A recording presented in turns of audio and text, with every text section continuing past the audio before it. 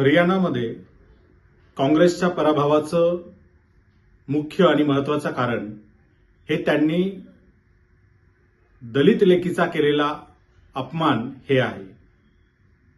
काँग्रेसमध्ये शैलजा कुमारी यांना एकटं पाडण्यात आलं, त्यांना कॅम्पेनिंग पासून दूर ठेवण्यात आलं, सातत्याने अपमानित करण्यात आलं।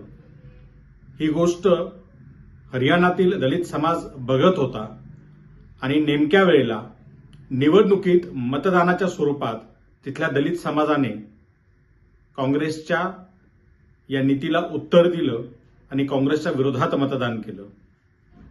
हरियाणा काँग्रेस जर हरली असेल तर ती केवळ शैलजा कुमारी यांचा अपमान केल्यामुळे, त्यांना दलित म्हणून ज्या पद्धतीची वागणूक देण्यात आली, हिणवण्यात आलं, यामुळे तिथल्या दलितांनी काँग्रेसकडनं हा बदला घेतलाय आणि काँग्रेस हरली।